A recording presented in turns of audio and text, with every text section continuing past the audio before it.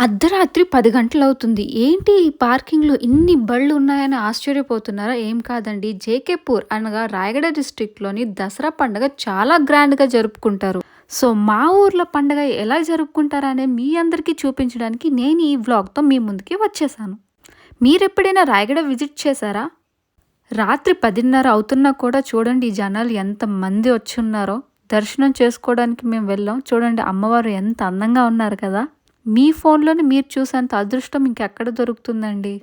అమ్మవారి దర్శనం అయిపోయాక మేము స్టాల్స్ చూడడానికి వెళ్ళాం. అక్కడ రకరకాల స్టాల్స్ అన్నీ ప్లేస్ చేసున్నారు.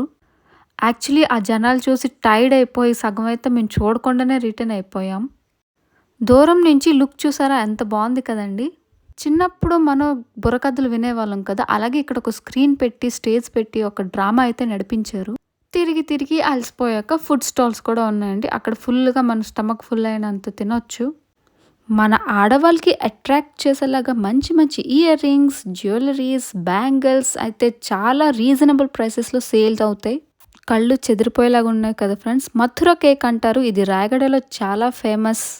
ఎక్కడ ఏ జాతరైనా ఒడిస్సాలో మథుర కేక్ తినడం మాత్రం నేనైతే మర్చిపోను ఫ్రెండ్స్. నాకు చాలా చాలా ఫేవరెట్ అనమాట. సాఫ్ట్‌గా ఉంటుంది. దాని మీద మైదాతో చేస్తారు. అది మనకి షుగర్ కోటింగ్ వస్తుంది. నెక్స్ట్ టైం రాయగఢ్‌లో ఏదైనా జాతరకి వెళ్ళినప్పుడు మథుర కేక్ మాత్రం టేస్ట్ చేయడం అస్సలు మర్చిపోవద్దు.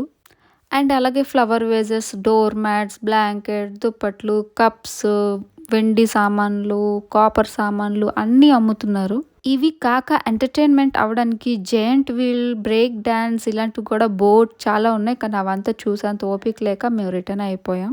నా వీడియో నచ్చినట్లయితే ఒక లైక్ కొట్టండి.